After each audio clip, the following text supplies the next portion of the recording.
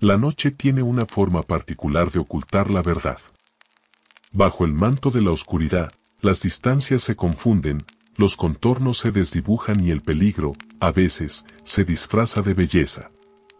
Existe un puente de carretera en Ucrania, una estructura de hormigón y acero que conecta la ciudad con la planta, que hoy es conocido por un nombre que hiela la sangre solo de pronunciarlo. Lo llaman el Puente de la Muerte. Pero en aquella madrugada de abril, bajo el cielo despejado de la primavera soviética, nadie lo llamaba así. Para los habitantes de Pripyat, aquel puente era simplemente un mirador, una platea preferencial desde donde observar un espectáculo que desafiaba toda lógica. Era la madrugada del 26 de abril de 1986. El reloj marcaba poco más de la 1:30.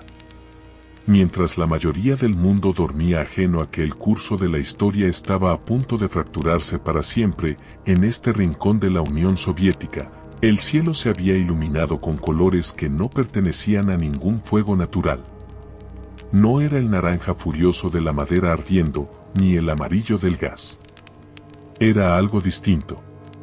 Un resplandor hipnótico, una columna de luz que oscilaba entre el azul eléctrico, el violeta y un rojo carmesí profundo, que se alzaba majestuosa desde las entrañas del edificio del reactor número 4 de la central Vladimir Ilich Lenin. La curiosidad es un instinto humano tan poderoso como la supervivencia, y a veces, trágicamente, la supera. Las familias salieron de sus apartamentos. Hombres en pijama, mujeres con batas de dormir y niños que fueron despertados por el alboroto, caminaron hacia aquel puente ferroviario que ofrecía una vista directa a la central, situada a solo unos pocos kilómetros de distancia. La noche era inusualmente cálida para esa época del año. Había una brisa suave que venía directamente desde el reactor abierto, una brisa que traía consigo algo más que aire. Imagina estar allí, de pie sobre el asfalto frío, mirando esa luz fascinante que parece bailar hacia las estrellas.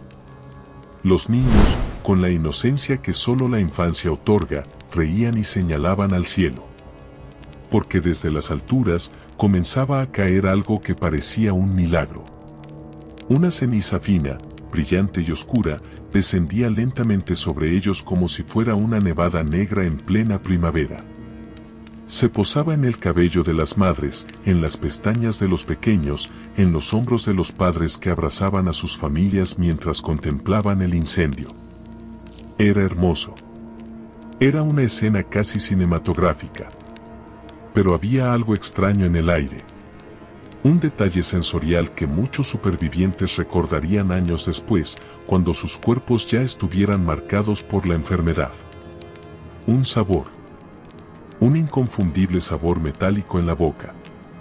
Como si hubieran mordido un trozo de plomo o hubieran puesto una moneda de cobre bajo la lengua. Ese sabor a metal era la única advertencia que la naturaleza les estaba dando. No había sirenas. No había gritos de alarma.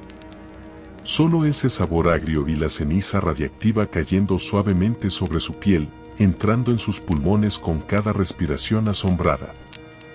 Aquellas personas en el puente no lo sabían, pero ya eran fantasmas.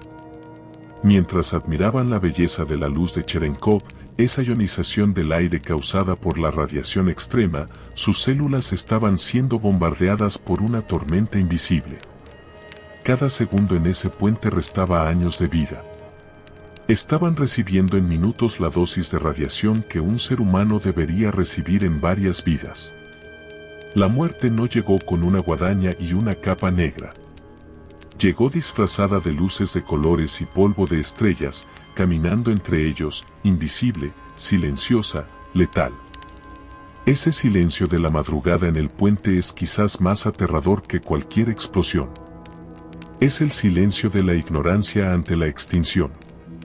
Antes de adentrarnos en la zona de exclusión y enfrentar al enemigo que no se puede ver ni tocar, te doy una vez más la bienvenida a Historia Mundial para Dormir. Espero que hoy te encuentres muy bien y a salvo. Ahora, tómate un breve momento para suscribirte y darle me gusta al video.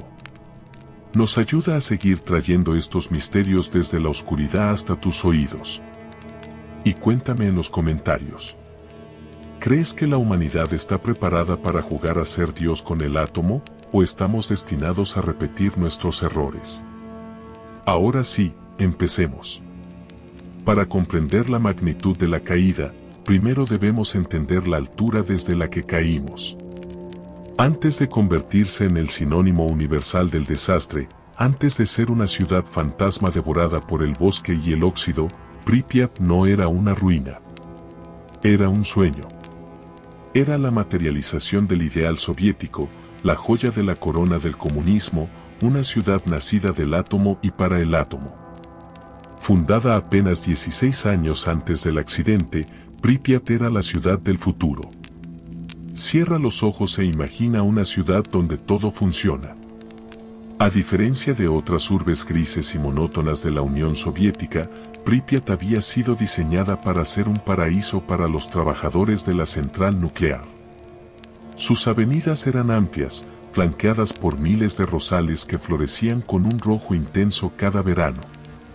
Había 5 escuelas, piscinas olímpicas, palacios de cultura y un supermercado que, cosa rara en la época, siempre tenía productos en sus estantes. La edad media de sus habitantes rondaba los 26 años. Era una ciudad joven, vibrante, llena de niños, cochecitos de bebé y esperanza. El átomo no era visto como una amenaza, sino como un amigo. El lema de la ciudad, visible en carteles y murales, rezaba: que el átomo sea un trabajador, no un soldado. La gente confiaba ciegamente en la tecnología que les daba calor, luz y un estatus de vida superior al del resto del país. Vivir en Pripyat era un privilegio.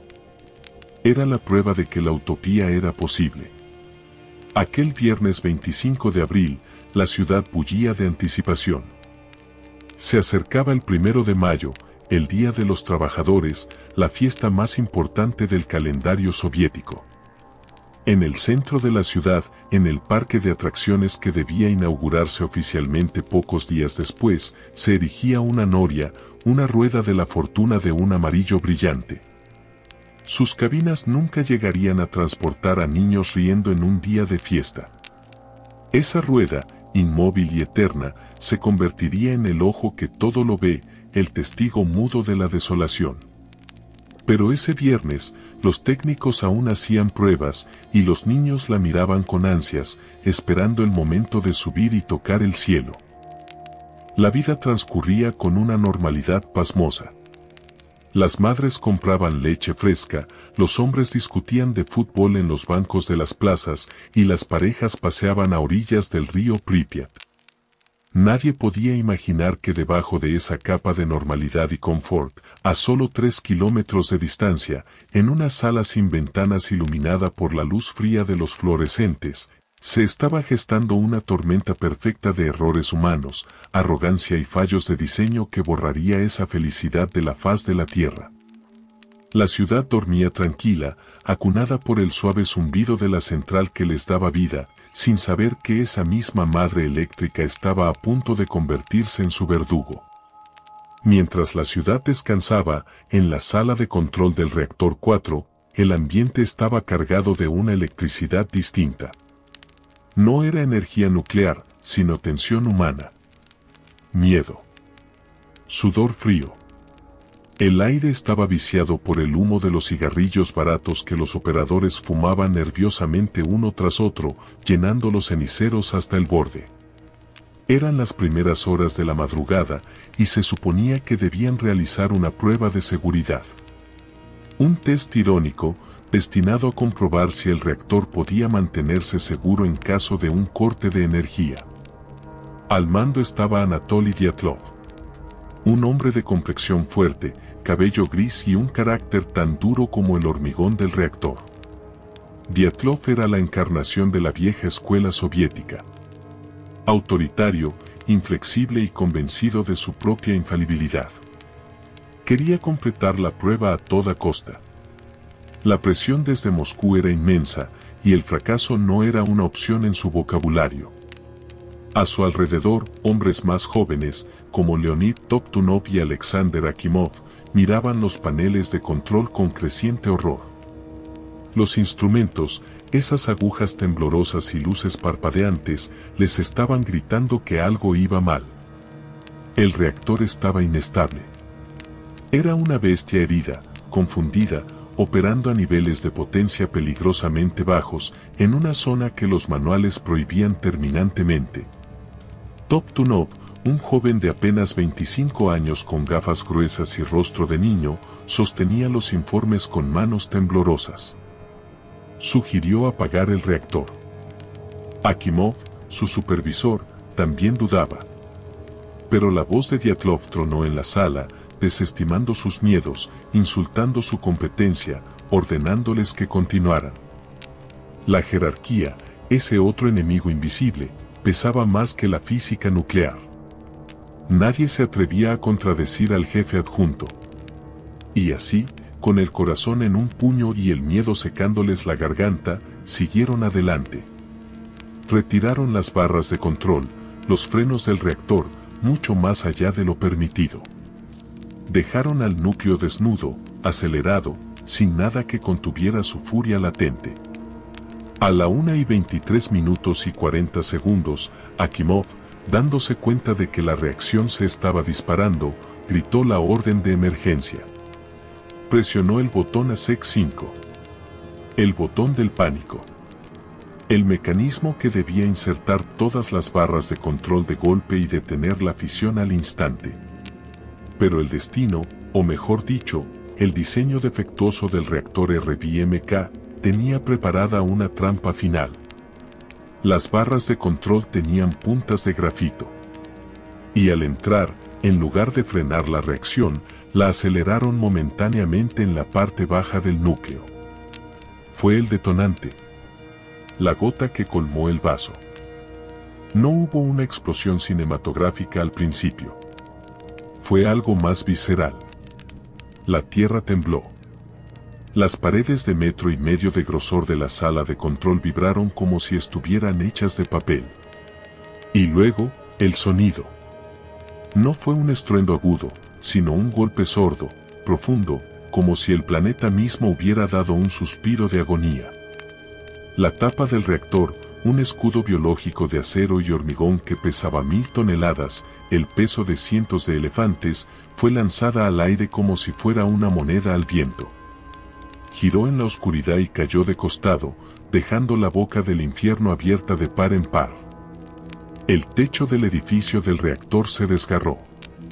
Y entonces, ocurrió. El grafito incandescente, el combustible de uranio y los materiales del núcleo salieron despedidos hacia la noche. La famosa luz de la que hablábamos al principio, ese haz de color azul y violeta, se proyectó hacia el infinito. Era la radiación ionizando el aire. Era la muerte pura brillando con una belleza terrible. Dentro de la sala de control, el polvo cayó del techo cubriendo los paneles y los uniformes blancos de los operadores. Las luces parpadearon y se apagaron, dejando solo las luces de emergencia, rojas y tenues, bañando la escena en una atmósfera de pesadilla. Akimov y Toptunov no podían creer lo que veían sus ojos, o mejor dicho, lo que sus mentes se negaban a procesar. Los dosímetros estaban fuera de escala. Pensaban que era un error. No podían aceptar que el núcleo hubiera explotado. Para ellos, eso era físicamente imposible. Pero afuera, la realidad era innegable. Los trozos de grafito caliente, negros y brillantes, yacían esparcidos por el suelo como escombros de un planeta alienígena. Quien tocara uno de esos fragmentos firmaba su sentencia de muerte en cuestión de horas. La alarma sonó en la estación de bomberos de Pripyat. Incendio en el techo de la central, decía el aviso. Nada más. No se mencionó la radiación. No se habló de contaminación. Solo fuego. Hombres valientes, como el teniente Vladimir Pravik y el teniente Víctor Kivenok, saltaron de sus camas, se pusieron sus uniformes de lona estándar, cascos de metal y botas de cuero, y subieron a sus camiones rojos. No llevaban trajes de plomo. No llevaban máscaras respiratorias complejas. Iban a luchar contra el fuego más peligroso de la historia de la humanidad vestidos como si fueran a apagar un incendio en un granero. Al llegar a la central, el calor era insoportable. Pero no era solo calor térmico. El aire vibraba. Al acercarse al edificio destrozado, los bomberos notaron algo extraño. El asfalto bajo sus botas se sentía blando, pero no por el fuego. El betún se estaba derritiendo por la intensa radiación gamma que emanaba del núcleo expuesto. Caminaban sobre un suelo que se deshacía, rodeados de ese resplandor violeta fantasmal. «Mira cómo brilla», dijo uno de ellos, señalando un trozo de grafito. Lo apartó con el pie. Ese simple gesto le costaría la pierna y luego la vida, en una agonía que la medicina moderna apenas podía aliviar. Subieron a los tejados adyacentes para combatir las llamas que amenazaban con saltar al reactor 3. Desde allí arriba, miraron directamente al cráter humeante. Vieron el corazón desnudo del reactor. Sintieron el bronceado nuclear en sus rostros al instante, una sensación de picor y calor que enrojecía la piel en segundos. Se sentían mareados, con náuseas repentinas. Vomitaban y seguían trabajando. Pensaban que era por el humo, o tal vez por algo que habían comido. No sabían que sus médulas óseas se estaban licuando, que sus cromosomas se estaban rompiendo en pedazos microscópicos. Eran héroes caminando hacia la muerte, sacrificándose paso a paso para evitar que el desastre fuera aún mayor, luchando contra un enemigo invisible con mangueras de agua y un coraje que desafía toda descripción. El silencio de la zona muerta comenzaba a gestarse allí, entre el crepitar de las llamas radiactivas y la respiración entrecortada de hombres que nunca volverían a ver a sus hijos. Pero la tragedia no se detuvo en el fuego. La nube invisible comenzó a viajar. El viento, caprichoso y letal, empujó las partículas hacia el bosque cercano. Ese bosque de pinos verdes y frondosos que rodeaba la central recibió tal dosis de radiación en las primeras horas que sus agujas se volvieron de un color rojizo oxidado, casi naranja. Murió de pie. Se convirtió en lo que hoy llamamos el Bosque Rojo. Un cementerio natural donde los árboles absorbieron el veneno para que no llegara más lejos, quedando petrificados en una muerte eterna. Incluso hoy, décadas después, ese bosque sigue siendo uno de los lugares más contaminados del planeta, un recordatorio silencioso de que la naturaleza fue la primera víctima de la soberbia humana. Y mientras los bomberos caían uno a uno, colapsando por el síndrome de radiación aguda, en Pripyat, a solo unos kilómetros, la gente comenzaba a despertar para ir a trabajar. El sol salió como cualquier otro día. Los autobuses comenzaron a rodar. Las tiendas abrieron. Nadie les dijo nada. Las líneas telefónicas con la central fueron cortadas para evitar el pánico, o peor aún, para evitar que la información saliera y manchara la reputación del Estado. El secreto se convirtió en una segunda capa de radiación, tan tóxica como la primera. Los niños fueron a la escuela ese sábado por la mañana. Jugaron en los patios mientras el polvo invisible seguía cayendo. Respiraron el isótopo de yodo, el cesio y el estroncio. En el hospital de Pripyat, las cosas empezaban a cambiar. Los primeros bomberos llegaron tambaleándose, pálidos, vomitando violentamente. Las enfermeras y los doctores, desconcertados, intentaban tratarlos.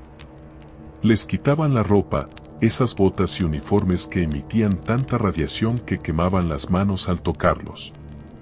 Esa ropa fue arrojada al sótano del hospital. Un sótano oscuro y húmedo que hoy, 40 años después, sigue siendo uno de los puntos más radiactivos de la zona de exclusión. Los trajes de los héroes siguen allí, en la oscuridad, emitiendo su silenciosa amenaza, esperando en el vacío. El aire en la sala de control del reactor, horas después de la explosión, era una tumba.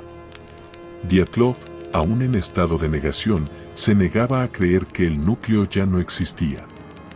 Enviaba a hombres jóvenes, a internos en prácticas, a salas inundadas y llenas de escombros radiactivos para abrir válvulas manuales, para intentar bombear agua a un reactor que ya no era más que un cráter.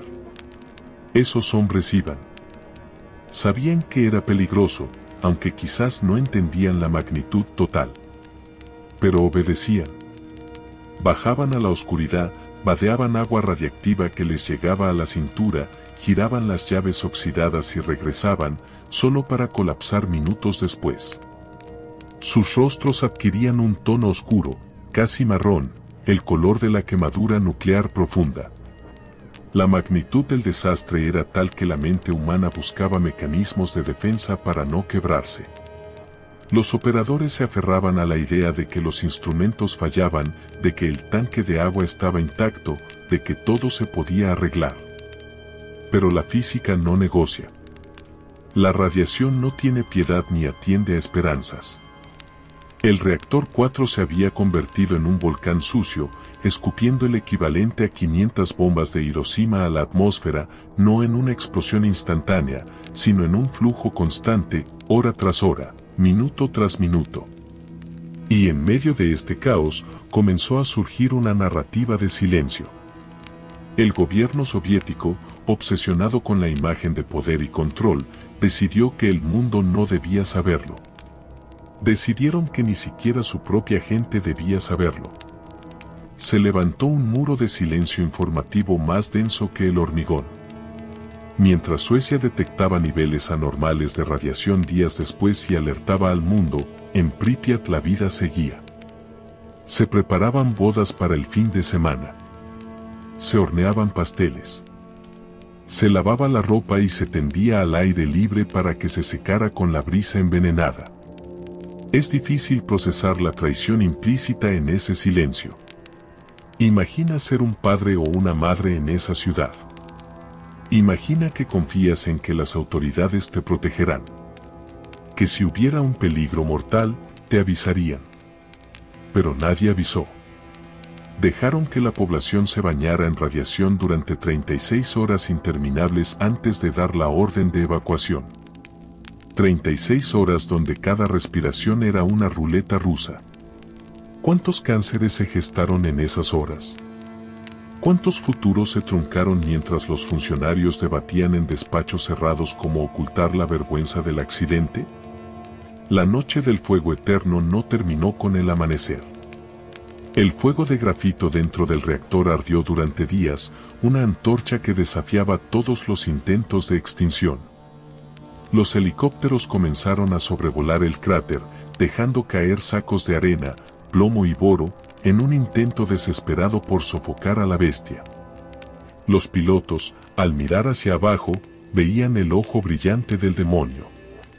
Muchos de ellos también enfermarían. El aire sobre el reactor estaba tan ionizado que afectaba a la electrónica de las aeronaves. Era una zona de guerra donde el enemigo estaba en todas partes y en ninguna. El concepto del tiempo en Chernóbil se distorsionó. Para los que estaban allí, en la zona cero, los minutos se hicieron eternos. El sufrimiento se estiraba. Pero para la historia, fue un instante. Un chasquido de dedos que separó el antes del después. El mundo cambió esa noche. La fe en la tecnología infalible se hizo añicos junto con el techo del reactor. Aprendimos a temer a lo invisible. Aprendimos que el viento no conoce fronteras ni pasaportes y que una nube tóxica nacida en Ucrania podía llover sobre los bosques de Alemania o los lagos de Escandinavia. Pero volvamos a Pripyat, a esas horas previas a la evacuación. La ciudad modelo comenzaba a mostrar grietas sutiles. Se veían vehículos militares blindados en las calles, hombres con máscaras de gas y trajes de protección química patrullando esquinas donde antes jugaban niños. Los habitantes miraban con recelo, susurrando rumores en las colas del pan.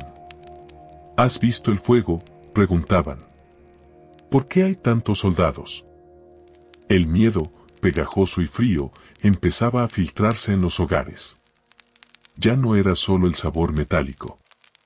Era la sensación de que estaban atrapados en una jaula de cristal, observados por ojos que sabían la verdad y callaban. El silencio de la zona muerta que hoy conocemos, ese silencio absoluto donde solo se oye el viento entre las hojas y el crujido de los edificios asentándose, nació en esos momentos. Nació de la mentira. Nació de la decisión de sacrificar la verdad en el altar de la ideología. Pripyat no murió por una explosión. Murió por el silencio. Y ese silencio aún resuena. Si caminas hoy por sus calles vacías, entre los edificios que se desmoronan y los árboles que reclaman el asfalto, puedes sentir el peso de esas almas. Puedes sentir la incredulidad de aquel sábado por la mañana. Las historias de valor individual contrastan brutalmente con la cobardía institucional.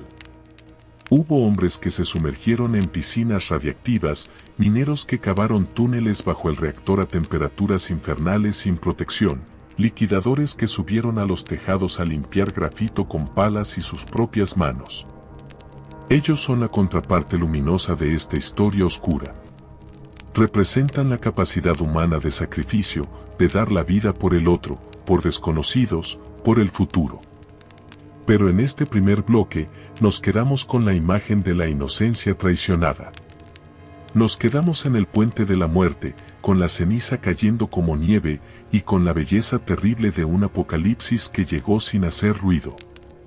La explosión del reactor 4 no fue el final, fue solo el comienzo de una larga y dolorosa agonía que se extendería por décadas, una herida abierta en el costado del planeta que aún supura. Pero antes de que llegaran los autobuses, antes de que el mundo supiera el nombre de Chernóbil, hubo un momento suspendido en el tiempo.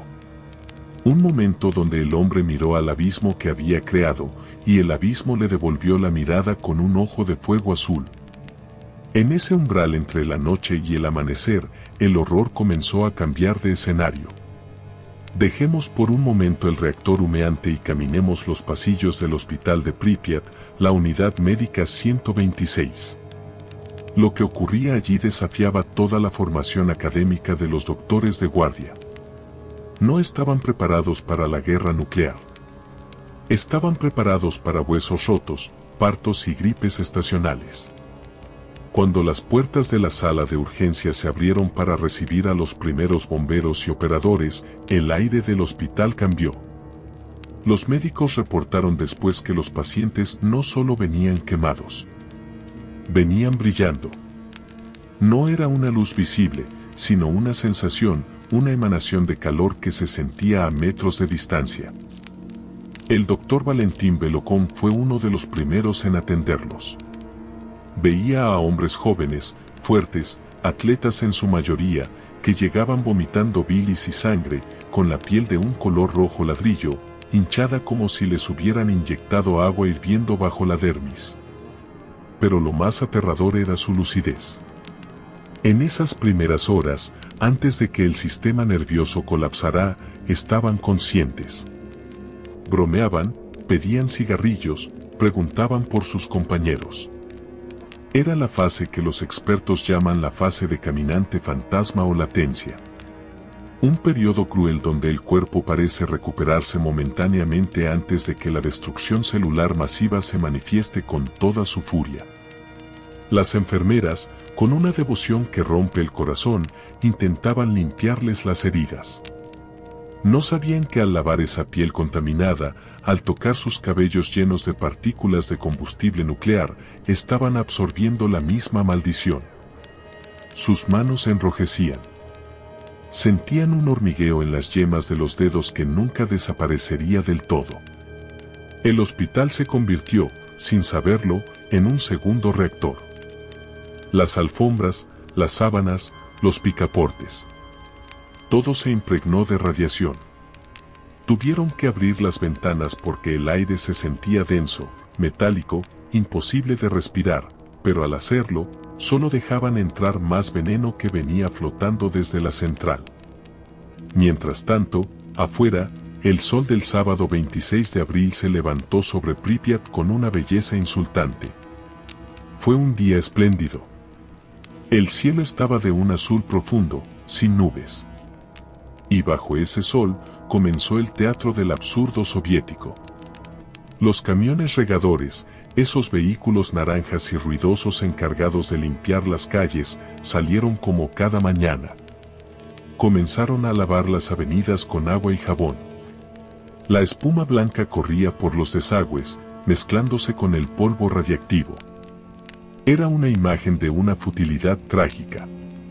Intentar limpiar el apocalipsis con mangueras de jardín. Los conductores de esos camiones respiraban el vapor que se levantaba del asfalto caliente, un vapor cargado de isótopos mortales. La negación en las altas esferas era absoluta. Los dosímetros militares que trajeron más tarde se saturaban al instante y los oficiales golpeaban los aparatos pensando que estaban rotos. No puede ser 3.6 Roentgens, decían. El máximo es 3.6, así que el aparato está fallando.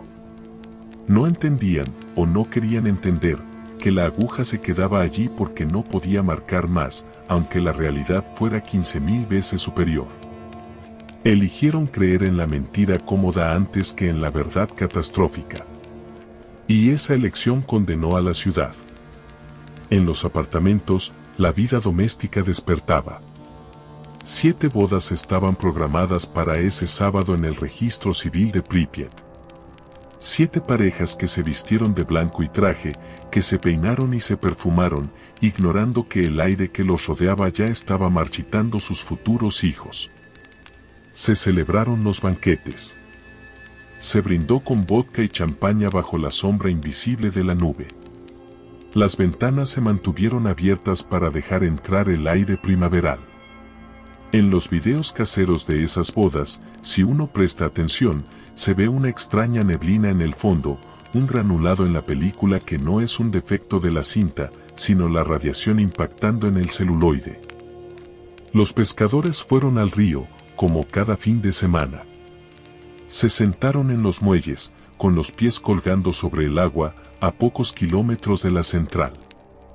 ¿Vieron el humo? Sí. Vieron que algo pasaba. Pero los peces picaban. El agua corría tranquila. Se quedaron allí durante horas, absorbiendo dosis letales, llevando luego esos peces contaminados a sus cocinas, alimentando a sus familias con el fruto del desastre. La invisibilidad del enemigo era su arma más cruel. Si el reactor hubiera rugido como un monstruo, si el cielo se hubiera puesto negro, habrían huido. Pero el átomo mata en silencio, bajo la luz del sol, con el canto de los pájaros de fondo. Así terminaba el primer acto de esta tragedia. Con una ciudad modelo que seguía funcionando por inercia, como un pollo sin cabeza que aún corre por el corral.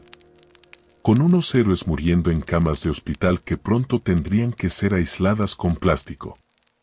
Con un fuego que no se apagaba y una mentira que crecía más rápido que la radiación. Pripyat, en ese sábado soleado, era ya un cadáver exquisito, preservado en el tiempo, esperando que alguien tuviera el coraje de firmar su certificado de defunción.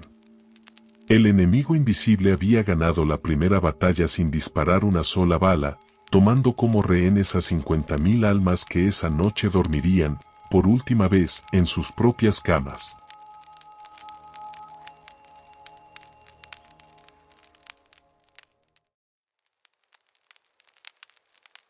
La ciudad de Pripyat amaneció el domingo 27 de abril bajo un silencio artificial, una calma tensa que precede a la tormenta definitiva. Ya habían pasado más de 30 horas desde que el reactor 4 había abierto sus entrañas al cielo, y la población seguía allí, respirando, viviendo, existiendo en una burbuja de ignorancia. Pero la maquinaria del Estado, lenta y pesada como un oso despertando de la hibernación, finalmente había comenzado a moverse. Si hubieras estado en las afueras de la ciudad esa mañana, habrías visto una imagen que desafiaba toda lógica. Una fila interminable de autobuses, más de 1.200 vehículos traídos desde Kiev y otras regiones se alineaban en la carretera como una serpiente metálica de colores apagados. Esperaban la orden. Los conductores, nerviosos, fumaban fuera de sus vehículos, mirando hacia la ciudad blanca que se alzaba en el horizonte, preguntándose por qué el aire tenía ese sabor extraño, por qué se sentían tan cansados de repente. Eran los carruajes fúnebres de una ciudad que aún no sabía que había muerto. A las 2 de la tarde, la voz de una mujer rompió la estática de los altavoces municipales. No era una voz de pánico, sino una voz monótona, burocrática, la voz de la administración soviética que anunciaba el fin del mundo con la misma emoción con la que anunciaría el precio del pan.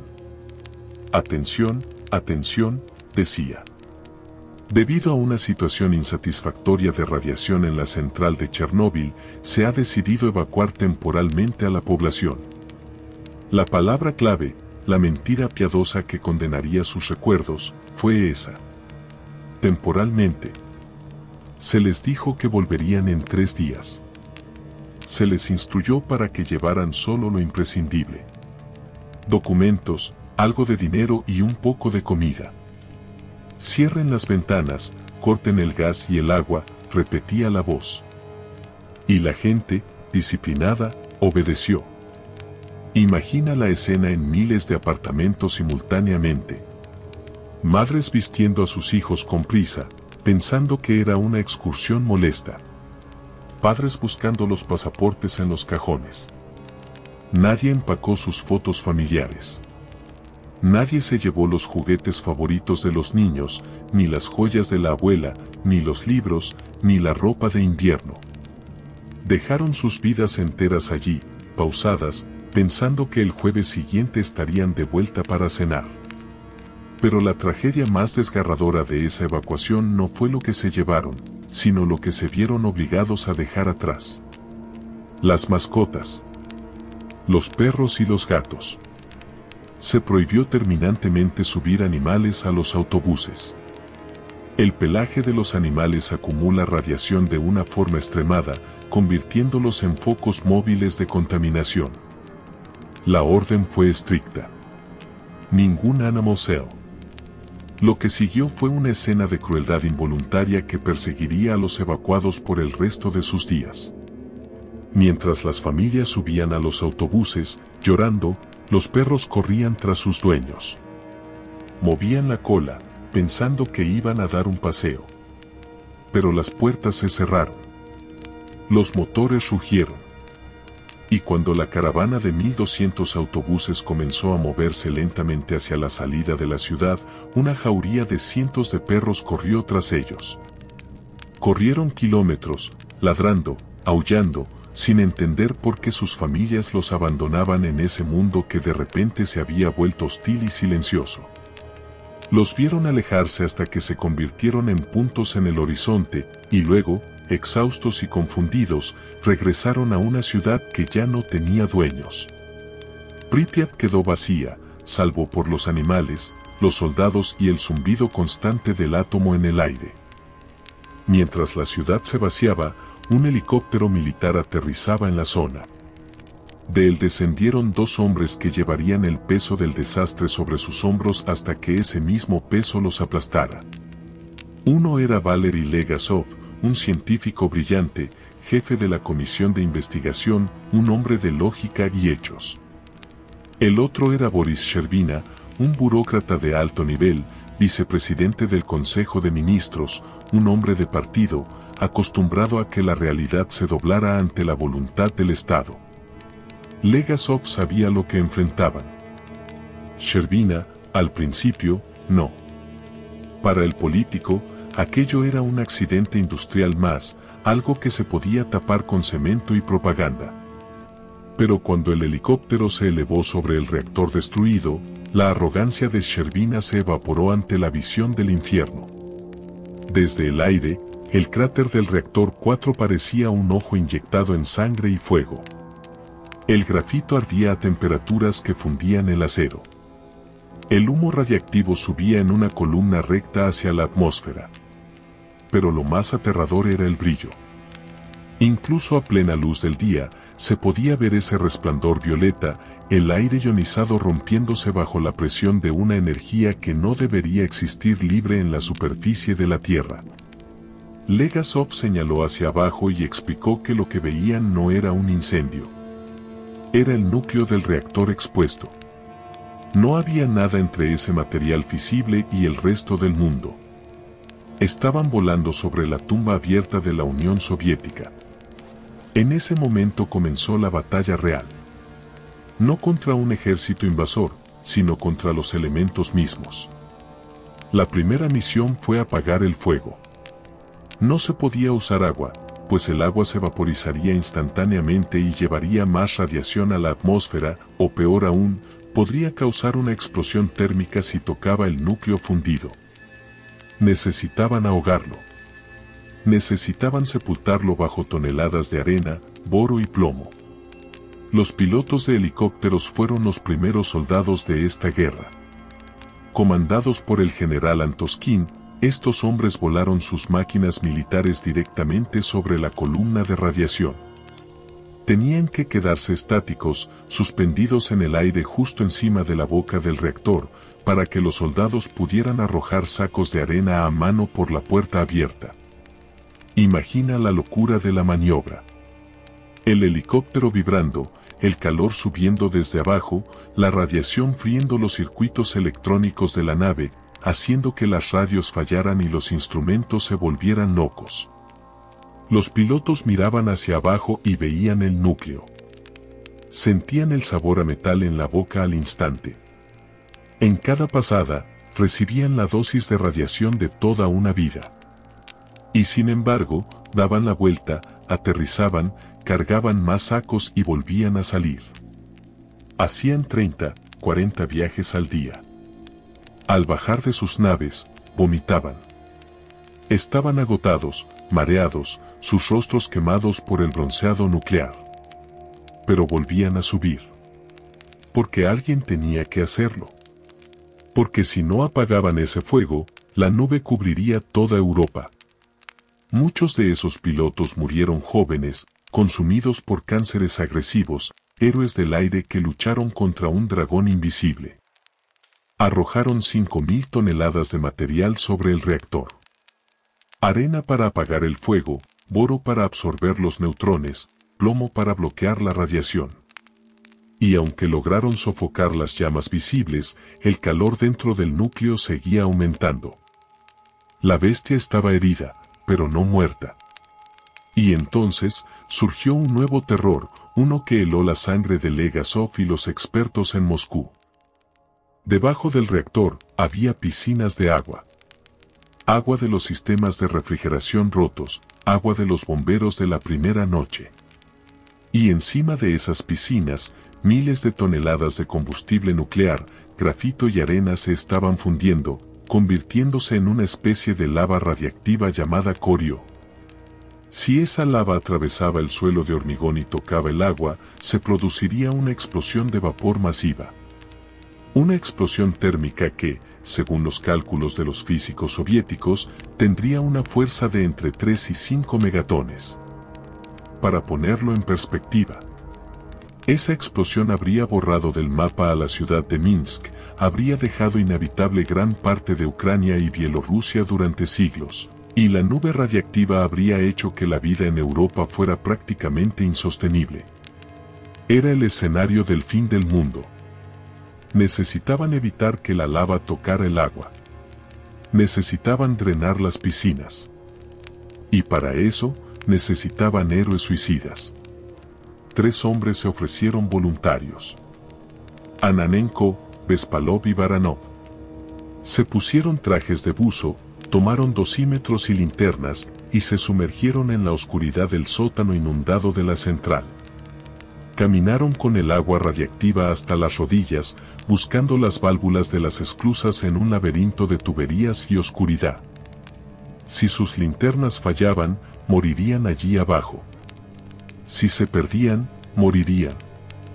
El sonido de sus respiraciones dentro de las máscaras y el chasquido frenético de los contadores Geiger era lo único que escuchaban. Encontraron las válvulas. Las abrieron. El agua comenzó a drenarse. Esos 3 hombres salvaron a millones, y su gesta se cuenta hoy como una leyenda, aunque durante años sus nombres fueron olvidados por la historia oficial. Pero el peligro no terminó ahí. El suelo debajo del reactor seguía estando caliente y frágil. Existía el riesgo de que el núcleo fundido quemara los cimientos y llegara a los acuíferos subterráneos que alimentan al río Dnieper, la fuente de agua potable para millones de personas, incluida la ciudad de Kiev. Había que reforzar el suelo desde abajo. Había que construir una losa de hormigón refrigerada debajo del reactor, una especie de almohada de hielo para el monstruo. Y aquí entraron en escena los mineros. No eran soldados. No eran científicos. Eran hombres rudos, mineros del carbón traídos desde Tula y el Donbass. Hombres acostumbrados a la oscuridad, al polvo y al peligro, pero no a la radiación. El ministro de Carbón los reclutó con un discurso patriótico, pero ellos no fueron por el partido. Fueron porque sabían que era necesario. Llegaron a Chernóbil y se les dio una tarea imposible. Cavar un túnel de 150 metros de largo debajo del reactor 3 para llegar hasta debajo del reactor 4 y allí excavar una cámara para instalar el sistema de refrigeración. Las condiciones en ese túnel eran inhumanas. No había ventilación, porque bombear aire fresco podría esparcir polvo radiactivo. El calor era sofocante, superando los 50 grados centígrados. El oxígeno escaseaba. Los mineros trabajaban en turnos frenéticos, cavando con palas y picos, a la antigua usanza, porque la maquinaria pesada no cabía o se averiaba por la radiación. El calor era tal que los mineros se quitaron la ropa. Trabajaron desnudos, salvo por los sombreros y las botas. Imagina esa imagen dantesca. Cientos de hombres desnudos, cubiertos de sudor y polvo de carbón, cavando en las entrañas de la Tierra, justo debajo del lugar más radiactivo del planeta. La radiación no solo venía de arriba. El suelo mismo estaba contaminado. Respiraban el polvo. Lo tragaban. Cada palada de tierra que sacaban les acercaba más a la muerte. Un científico se acercó a advertirles que usaran máscaras, que se pusieran ropa protectora. Los mineros se rieron. ¿Cómo vamos a usar máscaras aquí? Nos asfixiaríamos en 5 minutos por el calor, le dijeron. Sabían que estaban acortando sus vidas. Uno de ellos, al ser entrevistado años después, dijo una frase que resume el espíritu de esos hombres. Allí abajo no había política. Solo estábamos nosotros y la tierra. Sabíamos que si no lo hacíamos, nuestros hijos no tendrían donde vivir. Así que cavamos. Cavaron día y noche, sin descanso, hasta completar la obra en un tiempo récord. Muchos de esos mineros murieron antes de cumplir los 40 años. Nunca recibieron las medallas que merecían en vida. Son los mártires del subsuelo, los que sostuvieron el peso del mundo sobre sus espaldas desnudas. Con el fuego apagado y el suelo asegurado, quedaba la tarea más visible y quizás la más cruel. Limpiar el techo. Para construir el sarcófago, la tumba de acero y hormigón que cubriría el reactor para siempre, primero tenían que limpiar los escombros radiactivos que la explosión había arrojado sobre los tejados adyacentes de la central. Había trozos de grafito, barras de combustible y metal retorcido esparcidos por el techo del reactor 3. Esos escombros eran tan radiactivos que ningún ser humano podía acercarse a ellos sin morir en minutos. Intentaron usar robots. La Unión Soviética desplegó sus mejores máquinas lunares. Incluso trajeron robots de Alemania Occidental y Japón, maravillas de la tecnología diseñadas para soportar condiciones extremas.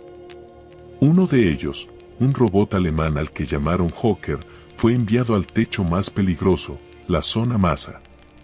Bajó por la rampa con sus orugas, listo para limpiar. Pero apenas avanzó unos metros, se detuvo. la electrónica se frió. La radiación era tan intensa que destruía los microchips. El Hawker quedó allí, varado, un cadáver tecnológico más en el cementerio de Chernóbil. Fue entonces cuando los generales y los científicos llegaron a una conclusión terrible. Las máquinas fallaban. La tecnología no servía. Solo quedaba un recurso capaz de funcionar en ese ambiente, un recurso biológico que podía recibir órdenes, improvisar y, sobre todo, ser reemplazado. El ser humano. Decidieron usar soldados. Reservistas. Hombres jóvenes llamados a filas para una misión especial. Les dieron un nombre cínico y brutal. Biorobots. Robots biológicos. La operación se planificó con la precisión de un ballet macabro. Subían al tejado en grupos de 8 o 10. Se les vestía con trajes de plomo pesadísimos, petos improvisados que cubrían el torso y la ingle, cascos con visores de plomo y guantes gruesos. Parecían caballeros medievales de un futuro distópico, torpes, lentos, respirando con dificultad bajo el peso del metal. La instrucción era simple y aterradora. Salgan al techo. Corran hacia los escombros. Tomen una pala llena de grafito. Corran hacia el borde. Tiren el grafito al cráter del reactor. Regresen corriendo. Tienen 90 segundos. 90 segundos. Ese era el tiempo máximo que un ser humano podía estar en ese techo antes de recibir una dosis que le causaría daños irreversibles o la muerte. 1 minuto y medio para bailar con el diablo. Una sirena sonaba para marcar el inicio. La puerta se abría y la luz cegadora del sol, amplificada por la radiación, los golpeaba. Salían corriendo. El sonido de sus botas pesadas sobre el alquitrán del techo se mezclaba con el zumbido ensordecedor de la radiación en sus oídos, un pitido fantasma que muchos describían como estática dentro del cerebro. Imagina ser uno de esos chicos.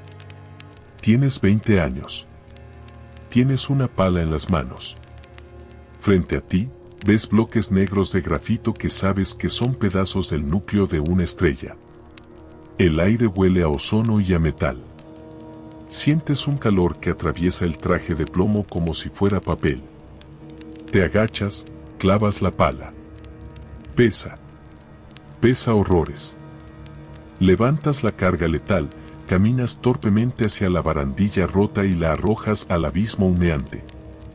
Miras por un segundo el interior del monstruo destruido y sientes que te devuelve la mirada. La sirena suena de nuevo. Se acabó el tiempo. Tienes que volver. Corres hacia la puerta, tropezando, con el corazón latiendo tan fuerte que parece que va a romperte las costillas. Entras en la zona segura, te quitan la pala, te arrancan la ropa. Estás empapado en sudor, temblando, con ganas de vomitar. Te dan un trago de vodka, una palmada en la espalda y un certificado con 100 rublos de recompensa. Tu guerra ha terminado en 90 segundos, pero tu cuerpo ha perdido años de vida. 3.500 hombres pasaron por ese techo. 3.500 biorobots que limpiaron a mano la basura nuclear que las máquinas no pudieron tocar. Ellos, con sus palas y sus músculos, hicieron posible la construcción del sarcófago. Ellos sellaron a la bestia. Pero el precio fue altísimo. Y mientras esta guerra silenciosa se libraba en la central, en los pueblos y aldeas alrededor de la zona de exclusión de 30 kilómetros, se desarrollaba otro drama. Los escuadrones de liquidadores encargados de la limpieza avanzaban casa por casa. Su misión era cruel pero necesaria desde el punto de vista sanitario. Exterminar a todos los animales que habían quedado atrás. Grupos de cazadores recorrían las granjas vacías y las calles desiertas de Pripyat. Los perros, al ver humanos, corrían hacia ellos felices, pensando que sus dueños habían vuelto. El movimiento de colas, los ladridos de alegría. Seguidos por el sonido seco de los disparos. Los soldados, Muchos de ellos amantes de los animales, lloraban mientras apretaban el gatillo. Tenían que hacerlo. No podían dejar que esos animales escaparan de la zona y esparcieran la radiación. Cargaban los cuerpos en camiones volquete y los enterraban en fosas comunes, cubriéndolos con cemento. Era el fin de la inocencia. Era la confirmación de que esa tierra estaba maldita, de que nada que respirara allí podía sobrevivir. La zona muerta se iba consolidando. Los pueblos fueron arrasados por bulldozers y enterrados bajo tierra. Casas, graneros, escuelas. Todo fue empujado a zanjas profundas y cubierto. Si miras los mapas antiguos de la región, verás nombres de aldeas que hoy solo son montículos de hierba extraña en medio de la nada. Copachi, por ejemplo, desapareció. Solo quedó su guardería, un edificio de ladrillo que no pudieron derribar, lleno de muñecas cubiertas de polvo y camitas oxidadas, un monumento involuntario a la infancia perdida. Valery Legasov observaba todo esto con una mezcla de admiración y horror. Admiración por el pueblo soviético, por esos hombres que se lanzaban al fuego sin preguntar, por la capacidad de sacrificio colectivo que parecía inagotable. Y horror por la mentira del sistema. Veía cómo se manipulaban los datos de las dosis recibidas para no alarmar a Moscú. Veía cómo se enviaba a la gente a la muerte con equipos inadecuados. Veía cómo Sherbina, a pesar de haber comprendido la gravedad, seguía atado a las cadenas del partido, obligado a reportar progresos donde solo había desesperación. Legasov sabía que la verdad tenía un precio.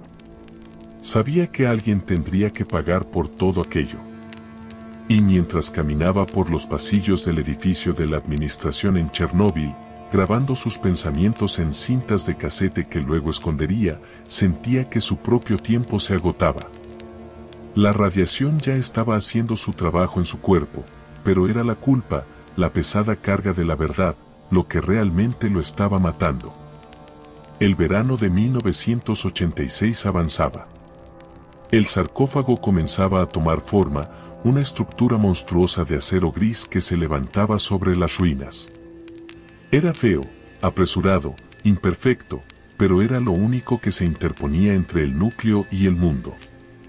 Soldadores trabajaban colgados a alturas vertiginosas, expuestos a la radiación que se filtraba por las grietas.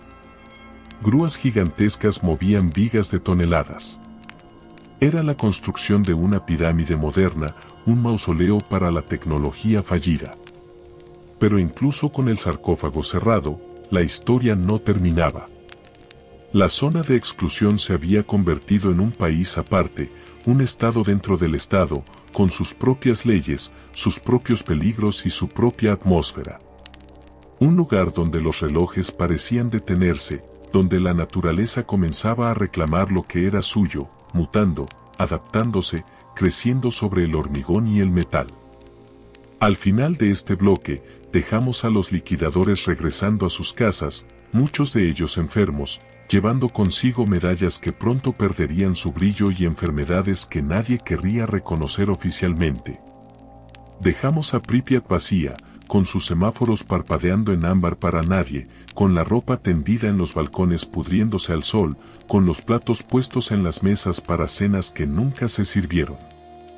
El enemigo invisible había sido contenido, encerrado en una caja de acero, pero el silencio que dejó a su paso era ensordecedor. Un silencio que gritaba preguntas sin respuesta. ¿Quién era el verdadero culpable? ¿El operador que presionó el botón? ¿El diseñador que creó un reactor defectuoso? ¿O el sistema que priorizó la mentira sobre la vida? En el próximo y último bloque, descenderemos al juicio, al legado maldito y a la reflexión final sobre el precio de nuestra soberbia. Pero por ahora, quédate con la imagen de los biorobots en el techo, corriendo contra el tiempo, bailando con la muerte bajo un sol indiferente. Pero la guerra contra el átomo no se libraba solo con carne y hueso en los tejados. También se libraba con acero en tierra firme, una batalla logística de proporciones bíblicas que dejó tras de sí uno de los paisajes más desoladores de la era moderna. Si hoy pudieras viajar al sur de la zona, cerca de la aldea de Rasoja, te encontrarías con un espectáculo que hiela la sangre por su magnitud silenciosa. Es el cementerio de las máquinas. Imagina un campo inmenso, hectárea tras hectárea de vegetación salvaje que ha crecido entre los cadáveres oxidados de la tecnología soviética. Allí yacen miles de vehículos. Camiones militares blindados, tanques, ambulancias, autobuses que transportaron a los evacuados, y lo más impresionante, las filas de helicópteros gigantes, los poderosos Mi-6 y Mi-8, con sus rotores caídos como alas vencidas. Estas máquinas, que alguna vez fueron el orgullo del Ejército Rojo, ahora son chatarra radiactiva. Cada uno de esos vehículos tiene una historia. Esos camiones transportaron arena al reactor. Esos helicópteros volaron a través de la pluma de humo radiactivo. El metal, al igual que el cuerpo humano, tiene memoria. La estructura atómica del acero absorbió el bombardeo de neutrones, volviéndose radiactiva desde adentro hacia afuera. No se pueden limpiar. No se pueden fundir para reciclar, porque el metal resultante seguiría emitiendo radiación. Así que están allí, estacionados en filas perfectas, como un ejército fantasma esperando una orden que nunca llegará, brillando en la oscuridad invisible de los contadores Geiger. Es un monumento al desperdicio, a la futilidad de intentar domar una fuerza que nos supera. Los saqueadores, años más tarde, entrarían a robar motores y cables, llevando la muerte a los mercados negros de Kiev y Minsk. Pero en 1986, ese campo era un lugar sagrado y maldito, una tierra de nadie donde el metal moría lentamente. Y mientras las máquinas descansaban en su tumba, los hombres que las operaban vivían su propio purgatorio. Los campamentos de los liquidadores eran ciudades de lona y madera levantadas apresuradamente en los bordes de la zona de exclusión. Allí, la atmósfera era una mezcla extraña de campamento de verano, cuartel militar y sala de espera de hospital. Se respiraba un fatalismo denso, un humor de horca que solo surge cuando la muerte es una compañera cotidiana. El vodka corría como agua. A pesar de la ley seca impuesta por Gorbachov en esa época, en la zona el alcohol era la moneda de cambio y la medicina espiritual. Los liquidadores creían, erróneamente, que el vodka ayudaba a limpiar la radiación de la sangre, o al menos, ayudaba a olvidar que la llevaban dentro. Se contaban chistes sobre la impotencia, sobre el brillo en la oscuridad, sobre cómo sus esposas los recibirían con trajes de plomo. Reían para no gritar. La comida tenía un sabor extraño. Todo sabía a metal. A pesar de los esfuerzos por traer alimentos desde zonas limpias, el polvo estaba en todas partes. Se metía en las tiendas de campaña, en la ropa, en los platos de sopa. Los liquidadores aprendieron a comer rápido, cubriendo la comida con el cuerpo, como animales protegiendo su presa, no de otros depredadores, sino del aire mismo. La protección era irrisoria. Muchos hombres improvisaban sus propios equipos. Recortaban láminas de plomo de las paredes de los hospitales o de las tuberías y se las cosían a la ropa interior, creyendo que eso protegería sus órganos vitales. Se fabricaban taparrabos de plomo. Caminaban pesadamente, con ese metal rozando su piel, sudando bajo el sol de verano ucraniano. Se duchaban obsesivamente, frotándose la piel hasta sangrar, intentando quitarse una suciedad que no estaba en la superficie, sino que ya formaba parte de ellos. Y mientras estos hombres luchaban en la superficie, dentro del vientre de la bestia, en las profundidades del reactor 4, un grupo de científicos realizaba la exploración más peligrosa de la historia. Se hacían llamar la Expedición Compleja. Su misión: entrar en las ruinas del edificio del reactor para saber dónde estaba el combustible nuclear. Necesitaban saber si existía el riesgo de otra reacción en cadena. Estos hombres, físicos e ingenieros como Benjamin Plianiknikov y Konstantin Checherov, eran los verdaderos toques, los exploradores de la zona. Entraban en pasillos oscuros, inundados, llenos de escombros, donde la radiación era tan alta que las linternas fallaban y la película fotográfica se velaba al instante. Iban armados con palos largos a los que ataban dosímetros, asomándose a las esquinas antes de pasar. Fue en diciembre de 1986, en los sótanos debajo del reactor, cuando encontraron algo que desafiaba toda descripción. En un pasillo de mantenimiento de vapor, vieron una masa negra, brillante y arrugada que había fluido desde una tubería rota como pasta de dientes volcánica. Tenía una textura extraña, similar a la corteza de un árbol o a la piel de un animal prehistórico. Por su forma, la bautizaron con un nombre que pasaría a la leyenda: la pata de elefante. Aquella masa no era lava común. Era corio. Una mezcla fundida de arena, hormigón y combustible nuclear de uranio. Era el objeto más peligroso del planeta Tierra. En el momento de su descubrimiento, emitía cerca de 10.000 roentgens por hora. Si te quedabas mirándola durante 30 segundos, sentías mareos y fatiga una semana después. Si la mirabas durante 2 minutos, tus células comenzaban a hemorragiarse. 4 minutos. Vómitos, fiebre y diarrea sangrienta. 5 minutos. Muerte segura en 2 días. La pata de elefante era tan densa y dura que cuando intentaron tomar una muestra con un taladro, la broca se rompió. Tuvieron que dispararle con un rifle Kalashnikov desde una esquina para arrancar un pequeño fragmento y analizarlo. Allí, en la oscuridad de ese sótano, esa masa seguía caliente, irradiando su calor mortal, devorando el suelo de hormigón poco a poco. Es la fotografía más peligrosa que existe. Una imagen borrosa, con un hombre fantasmagórico al fondo, tratando de estudiar al monstruo sin morir en el intento. Pero volvamos a la superficie, a la construcción final del sarcófago. La ingeniería detrás de esa tumba fue una proeza que, en condiciones normales, habría tomado años. Aquí se hizo en meses. Tuvieron que traer grúas gigantescas, las famosas de Mag alemanas, capaces de levantar toneladas a distancias enormes. Los operadores de estas grúas trabajaban desde cabinas forradas de plomo, guiados por cámaras de televisión, moviendo vigas de acero gigantes como si jugaran a un Tetris mortal. El momento crítico llegó con la instalación de la viga mamut. Una pieza de acero colosal, de casi 200 toneladas, que debía servir de apoyo para el techo del sarcófago. Tenían que colocarla con precisión milimétrica sobre las ruinas inestables del reactor, sin que nadie pudiera estar allí para guiarla con las manos. El viento soplaba, las cámaras fallaban por la radiación, las grúas crujían. Fue una operación de cirugía a escala industrial. Si la viga caía, podía derrumbar lo poco que quedaba del edificio y levantar otra nube de polvo letal. Cuando finalmente la viga encajó en su lugar, no hubo aplausos, no hubo fiesta. Hubo un suspiro de alivio colectivo, un silencio pesado. Habían logrado poner la tapa al ataúd.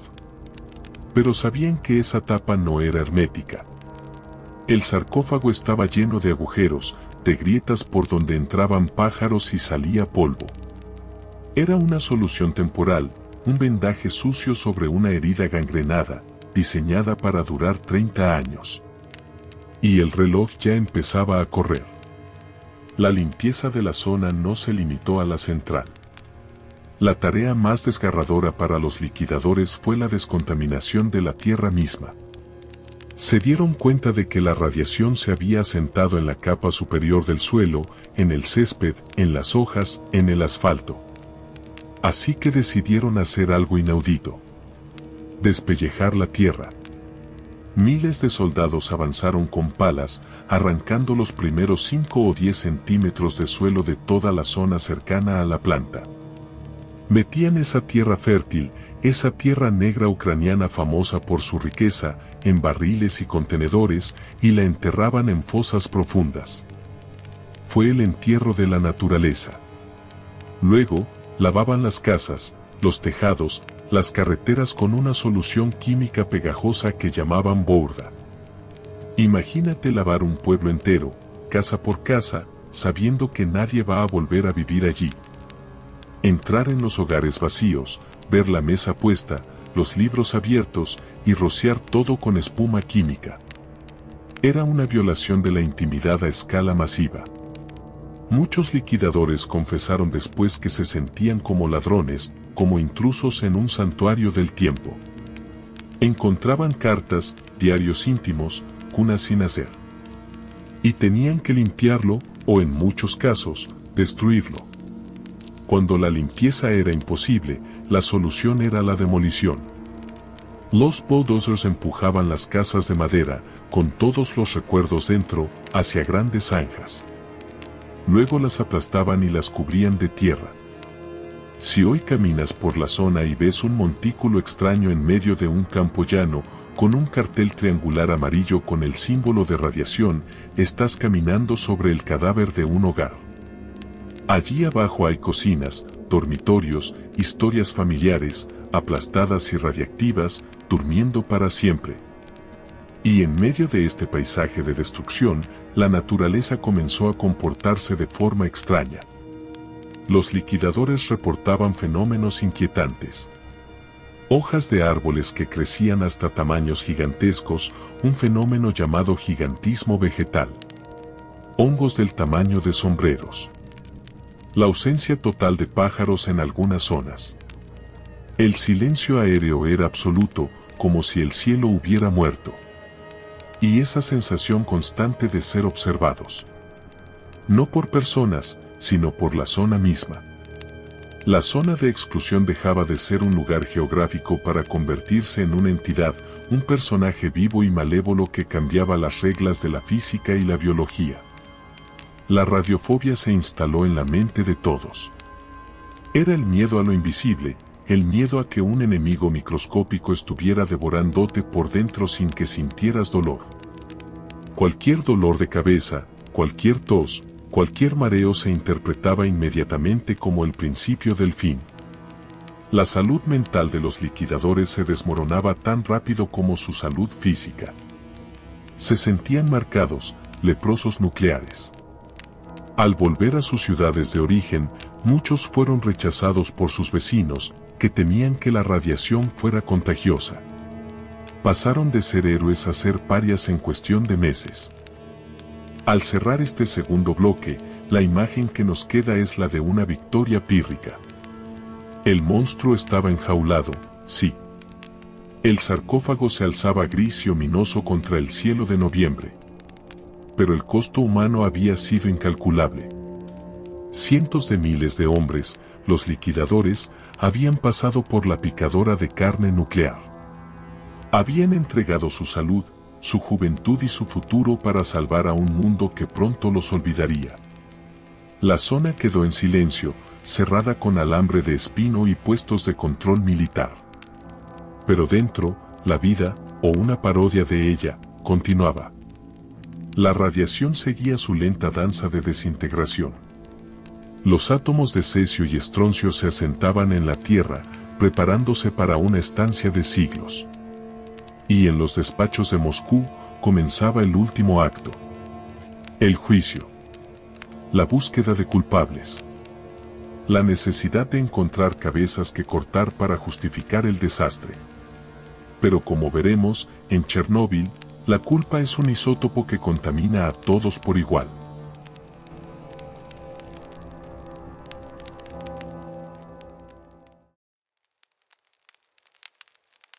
Dejemos atrás el ruido de los helicópteros y el chirrido de las palas contra el grafito.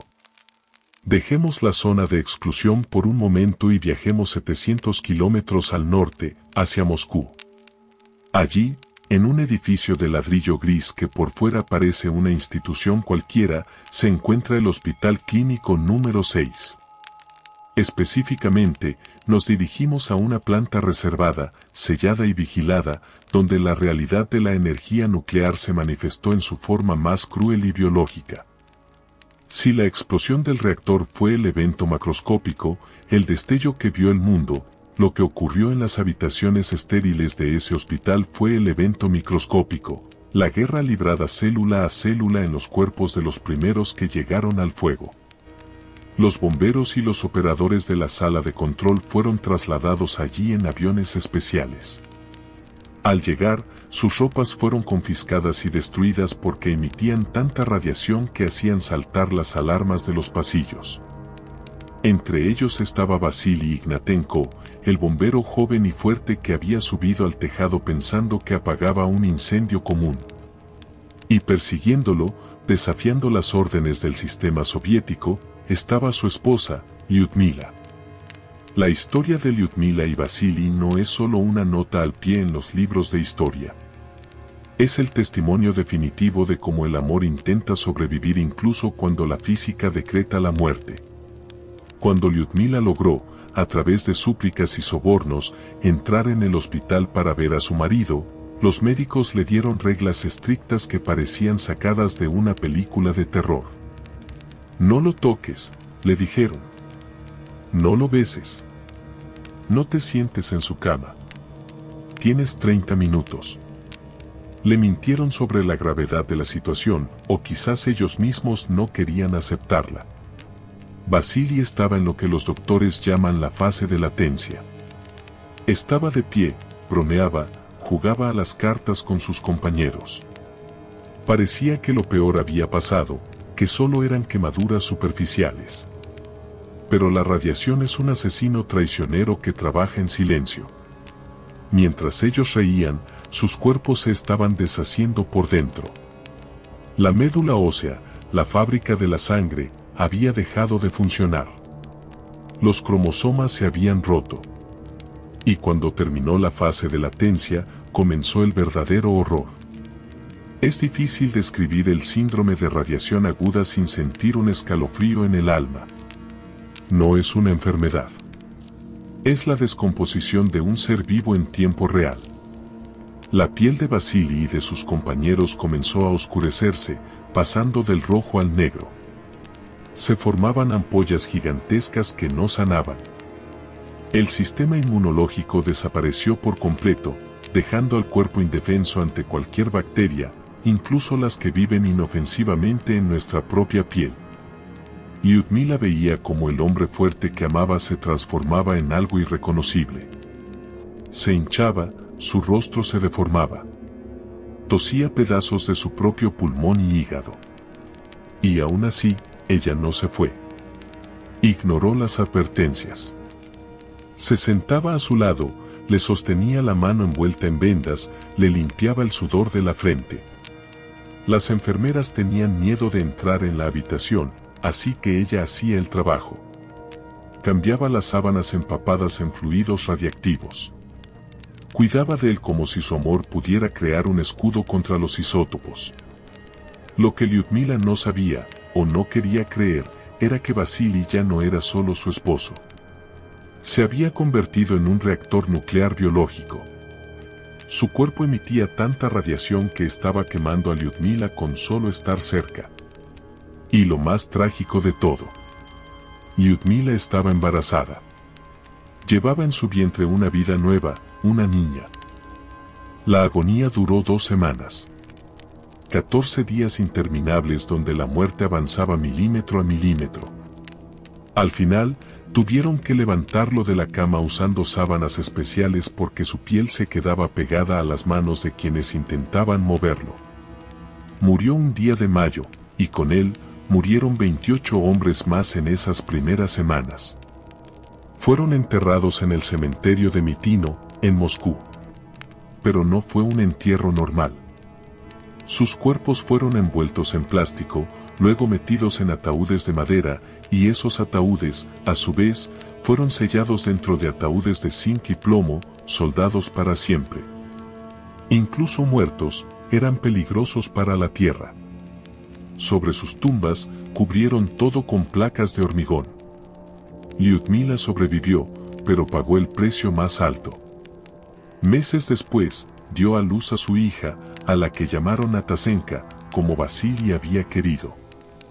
La bebé parecía sana al nacer, pero tenía cirrosis hepática y una enfermedad cardíaca congénita severa. Vivió solo 4 horas. Los médicos explicaron después el fenómeno con una frialdad científica que hiela la sangre. El feto había actuado como un absorbente biológico. La bebé había absorbido la radiación que impactaba en el vientre de su madre, sacrificando su propia vida, célula a célula, para salvar a Lyudmila.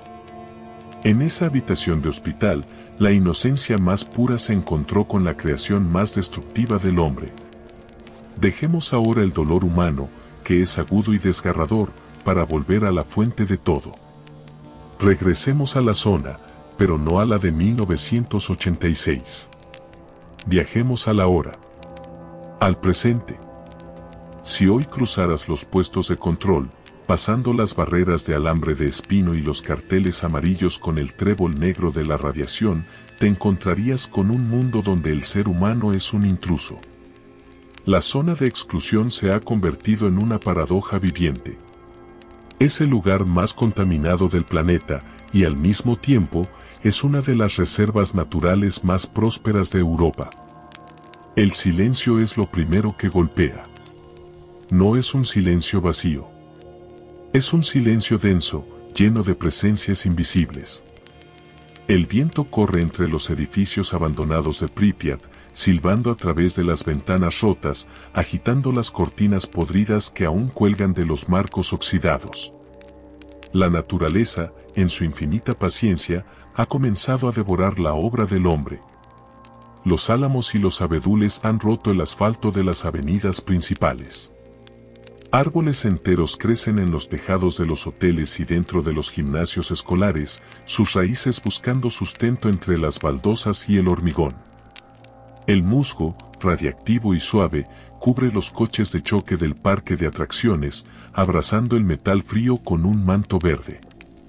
Pero hay un lugar donde la naturaleza muestra la cicatriz del trauma de forma visible. Justo al oeste de la central, se encuentra lo que se conoce como el Bosque Rojo. En la noche del accidente, la nube radiactiva pasó directamente sobre este pinar. La dosis de radiación fue tan extrema que los árboles no murieron de inmediato, sino que sufrieron un cambio químico brutal. Sus agujas verdes se volvieron de un color rojo óxido intenso, casi anaranjado, en cuestión de horas. Murieron de pie, petrificados en ese color antinatural. Hoy, aunque muchos de esos árboles fueron derribados y enterrados por los liquidadores, los nuevos brotes que surgen de esa tierra envenenada a menudo crecen retorcidos, con formas extrañas, como si el ADN mismo del bosque hubiera olvidado cómo ser un árbol normal. Es un lugar donde los contadores Geiger gritan en cuanto pones un pie fuera del asfalto. Es la herida abierta del paisaje. Sin embargo, más allá del Bosque Rojo, la vida se abre camino con una fuerza salvaje. Al no haber humanos que cacen, construyan o cultiven, la zona se ha llenado de animales. Manadas de caballos de Przewalski, una especie antigua y rara, galopan por los campos que antes eran granjas colectivas. Los lobos cazan entre las ruinas de las aldeas, durmiendo en los porches de las casas abandonadas. Hay osos, linces, bisontes. Han aprendido a vivir con la radiación. Quizás sus vidas sean más cortas, quizás tengan más tumores, pero la ausencia del hombre ha resultado ser más beneficiosa para ellos que la presencia del veneno nuclear. Es una ironía amarga. Somos tan destructivos que incluso nuestra peor catástrofe tóxica es preferible para la naturaleza que nuestra vida cotidiana. Adentrémonos por última vez en Pripyat. Caminar por sus calles es caminar por un museo del fin del mundo. Entrar en una escuela es una experiencia que rompe el corazón. El suelo está cubierto de libros de texto soviéticos, abiertos en lecciones sobre la victoria del comunismo y el futuro brillante de la ciencia. Hay máscaras de gas tiradas por todas partes, pequeñas, de tamaño infantil, que los saqueadores sacaron de los depósitos buscando la plata de los filtros y luego desecharon. Parecen calaveras de goma mirando al techo con ojos vacíos. En la guardería, la escena es casi insoportable. Muñecas de plástico, sucias de polvo y tiempo, yacen en las camitas de metal o tiradas en el suelo. Algunas les faltan ojos, otras extremidades. Zapatitos de niño, de cuero rojo o azul, quedaron olvidados en los casilleros. Cada objeto es un fantasma. Cada silla vacía cuenta la historia de una huida precipitada. Es una ciudad congelada en 1986, una Pompeya soviética donde la lava no fue roca fundida, sino tiempo y radiación.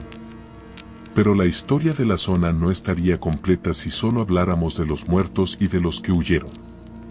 Existe un capítulo secreto, uno que desafía la lógica de la supervivencia y que nos habla de la conexión profunda, casi mística, entre el ser humano y su tierra. Hablo de los Amoseli. Los autocolonos.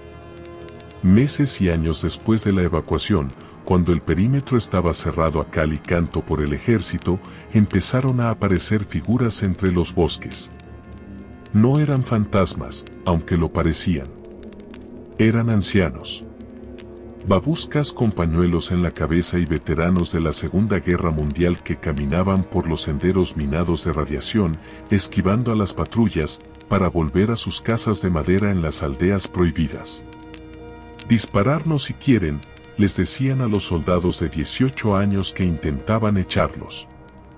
Sobrevivimos a Stalin, sobrevivimos a la hambruna, sobrevivimos a los nazis.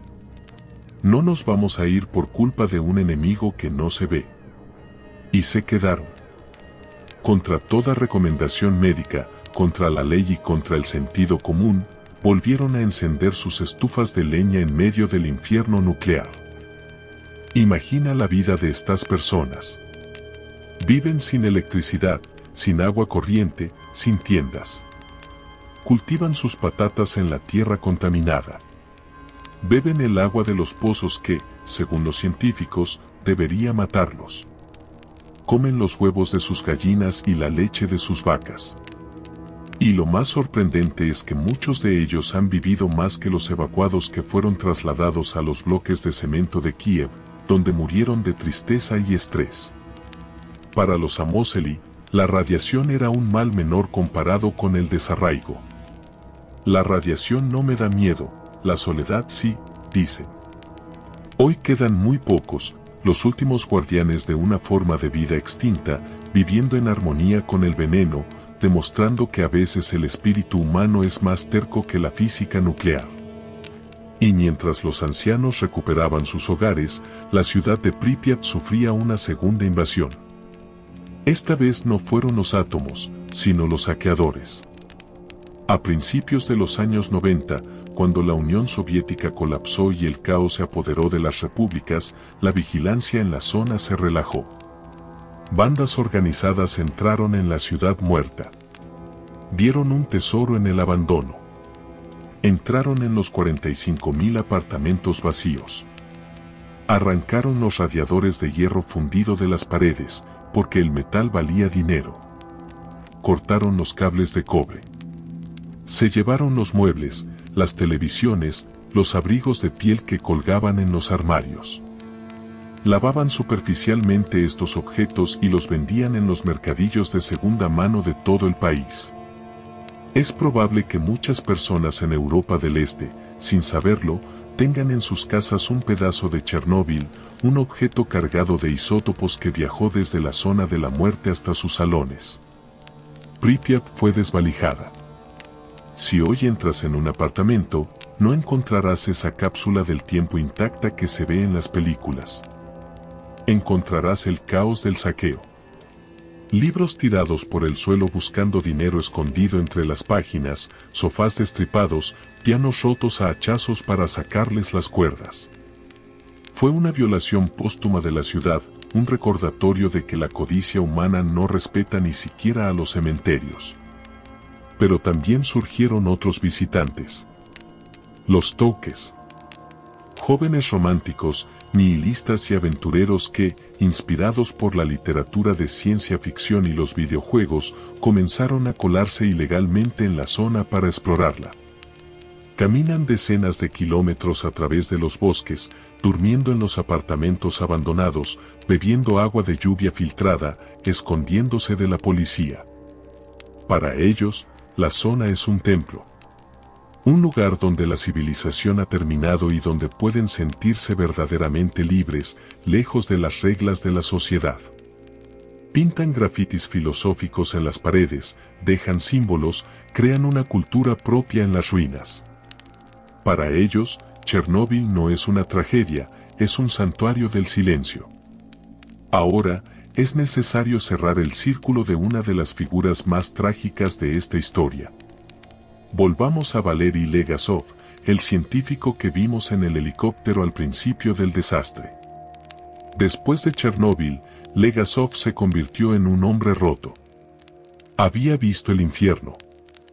Había enviado a hombres a la muerte sabiendo que no tenían protección suficiente. Pero lo que más le carcomía era la mentira. En Viena, ante la comunidad internacional, fue obligado por el partido a presentar un informe que minimizaba los fallos de diseño del reactor y culpaba casi exclusivamente a los operadores. Mintió para proteger la imagen de su país, y esa mentira se convirtió en un cáncer en su conciencia más agresivo que la radiación que había absorbido. Durante 2 años, intentó que se arreglaran los otros reactores RBMK que funcionaban en la Unión Soviética. Intentó que se reconociera la verdad. Que los reactores tenían un defecto fatal en las barras de control. Pero fue ignorado. Fue apartado. Sus colegas le dieron la espalda por envidia o miedo. El título de héroe del trabajo socialista le fue denegado. Se estaba muriendo físicamente, perdiendo peso, perdiendo el cabello, pero su alma moría más rápido.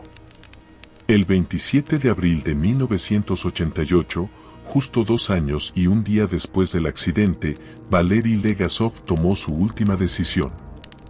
En su apartamento de Moscú, terminó de grabar unas cintas de casete donde contaba toda la verdad, donde denunciaba la negligencia criminal del sistema y los fallos técnicos que se habían ocultado. Luego, se quitó la vida. Su suicidio fue un grito ensordecedor que el sistema no pudo silenciar. Las cintas circularon entre la comunidad científica. Su muerte validó sus palabras. Fue el sacrificio final necesario para que la verdad saliera a la luz. Gracias a su muerte, los reactores restantes fueron modificados para que un accidente así no pudiera volver a ocurrir. Legasov no murió en la explosión, pero fue, sin duda, la última víctima directa del desastre de Chernóbil. Y así llegamos al legado material más impresionante. El sarcófago original, aquel que construyeron los biorobots y los soldadores en condiciones extremas, tenía una vida útil de 30 años. Estaba lleno de grietas. El agua de lluvia entraba, se volvía radiactiva al tocar el magma del núcleo y se filtraba al suelo. Había que hacer algo definitivo. La solución fue una proeza de la ingeniería global. El nuevo confinamiento seguro. Imagina un arco de acero tan grande que podrías meter la Estatua de la Libertad debajo y sobraría espacio. Pesa 36.000 toneladas. Se construyó lejos del reactor para proteger a los obreros y luego, en una maniobra que duró días, se deslizó sobre rieles de teflón hasta cubrir el viejo sarcófago. Es una estructura fascinante. Tiene un sistema de ventilación complejo que mantiene la presión interna para que el polvo radiactivo no salga nunca. Tiene grúas robóticas en el techo interior, diseñadas para desmontar el viejo sarcófago y, algún día, en un futuro lejano, comenzar a desmantelar el núcleo fundido. Es una catedral de la tecnología construida para vigilar a un demonio dormido. Pero incluso esta maravilla tiene fecha de caducidad. 100 años. Solo 100 años. Y aquí es donde la mente humana tropieza. Porque el plutonio, el cesio, el estroncio, Ellos juegan en otra liga temporal. Hablemos de la pata de elefante, esa masa de corio que sigue en el sótano. Se está enfriando, sí. Ya no emite 10.000 Roentgens. Pero sigue siendo letal. Y seguirá siéndolo cuando el arco de acero se oxide y caiga. Seguirá siéndolo cuando nuestros nietos sean ancianos. Chernóbil nos ha obligado a pensar en el tiempo profundo. Nos ha obligado a convertirnos en arquitectos de la eternidad, a diseñar advertencias para civilizaciones futuras que quizás no hablen nuestros idiomas. ¿Cómo le dices a un humano dentro de 10.000 años que no debe cavar en este lugar? ¿Con un dibujo? ¿Con una escultura de miedo? Hemos creado un enigma arqueológico letal. La zona de exclusión hoy es un laboratorio de evolución. Los científicos estudian cómo los ratones de campo se han adaptado a la radiación, desarrollando sistemas de reparación de ADN más eficientes. Estudian a las golondrinas, que tienen cerebros más pequeños y plumajes descoloridos. La vida sigue, pero diferente. Distorsionada. Es un espejo oscuro de lo que ocurre cuando alteramos las reglas básicas del entorno. Si te paras en el centro de Pripyat hoy, en la plaza principal, frente al Palacio de Cultura Energetic, sentirás una soledad abrumadora. Pero no es una soledad vacía. Es una soledad llena de preguntas. ¿Valió la pena? ¿Valió la pena la carrera armamentística, la prisa por la energía barata, el orgullo nacional?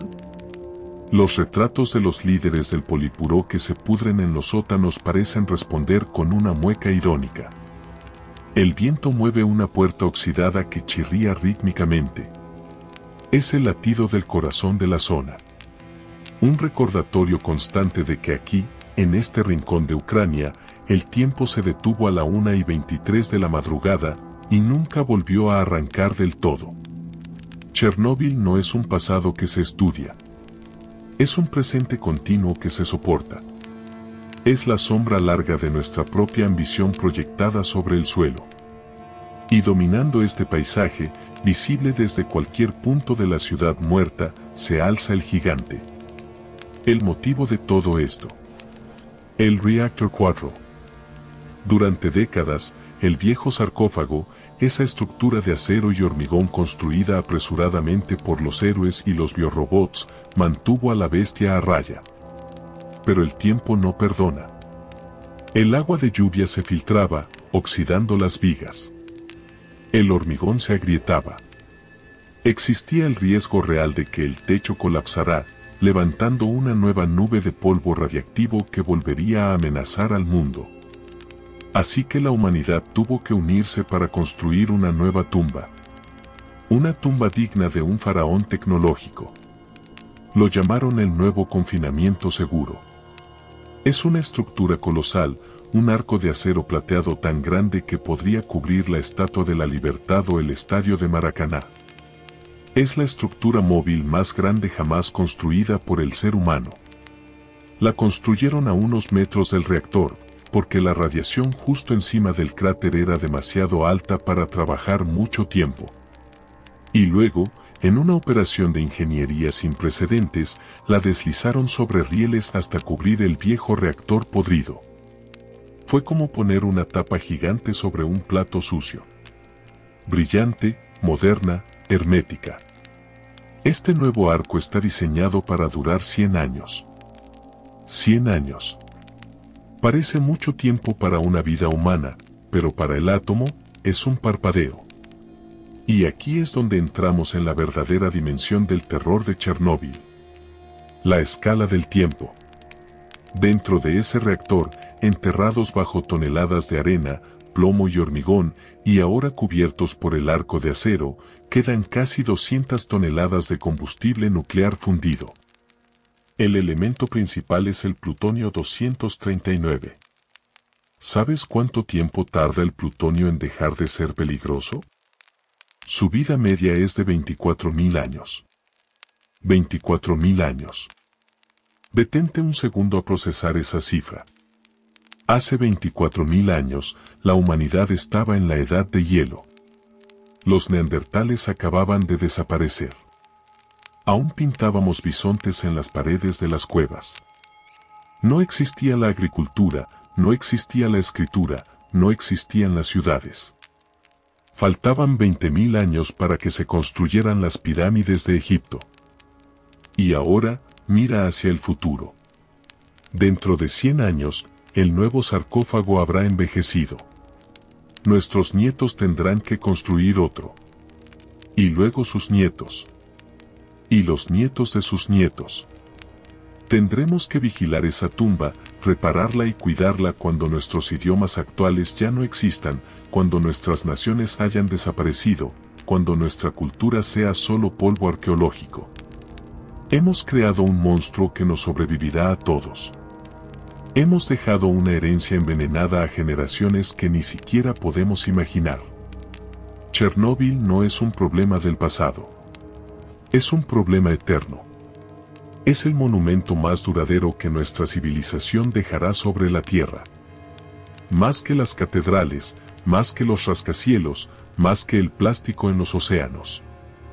El reactor 4 estará allí, caliente y mortal, esperando un error, esperando un olvido, esperando que bajemos la guardia.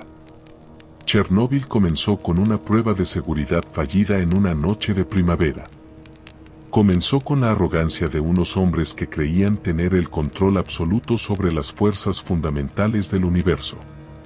Hombres como Dyatlov, que pensaban que las reglas de la física podían doblarse ante la voluntad del partido. Hombres que olvidaron el respeto que se le debe a lo desconocido. Pero el átomo no entiende de política. No entiende de fronteras, ni de excusas, ni de informes burocráticos. El átomo es una fuerza primordial, un fragmento del fuego que creó las estrellas. Cuando intentamos jugar a ser dioses con ese fuego sin tener la sabiduría de los dioses, nos quemamos. La lección de Chernóbil no trata sobre la energía nuclear en sí misma, sino sobre la falibilidad humana. Trata sobre la mentira. Sobre cómo una sociedad basada en la apariencia y el ocultamiento de la verdad está destinada al colapso.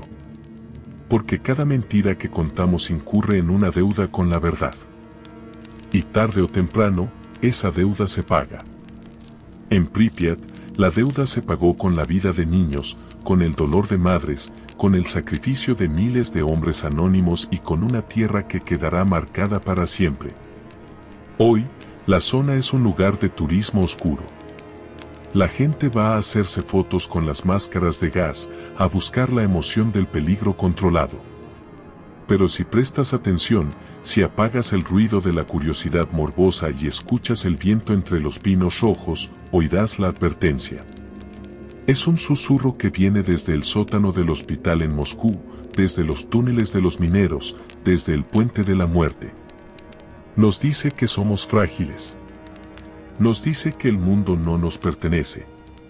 Nos dice que hay puertas que, una vez abiertas, nunca se pueden volver a cerrar del todo. El enemigo invisible sigue allí. Dormido, pero vivo.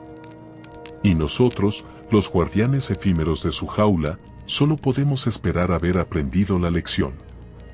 Porque la próxima vez, quizás no tengamos tanta suerte.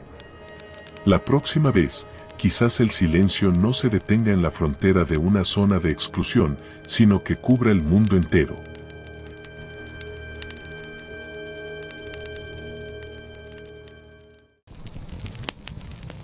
Chernóbil no es solo un accidente industrial, ni siquiera es solo una tragedia humana. Es, ante todo, una advertencia tallada en isótopos sobre la arrogancia. Es la demostración empírica de que la mentira tiene un precio físico, tangible y devastador. Nos enseña que cuando subordinamos la verdad a la ideología, a la economía o al orgullo, creamos las condiciones para el desastre. ¿Es el átomo un dios que no sabemos controlar? Quizás no sea un dios, pero es una fuerza que exige una humildad absoluta, una humildad que a menudo carecemos como especie. Hemos dejado en esa zona un monumento a nuestro error que durará más que las pirámides de Egipto, más que nuestra civilización actual. Un fuego invisible que arderá en silencio mientras la historia humana sigue su curso, indiferente a nuestros dramas, recordándonos siempre que hay límites que no debemos cruzar. Espero que este relato te haya gustado y te haya ayudado a relajarte mientras escuchas un poco de buena historia. Esto fue Historia Mundial para Dormir. Si el relato te gustó, deja tu me gusta al video y suscríbete para que formes parte de esta comunidad. Quiero que comentes sobre qué otro tema te gustaría que hablemos en un próximo video. Cada comentario lo leemos atentamente. Gracias por escucharme. Hasta la próxima aventura. Buenas noches.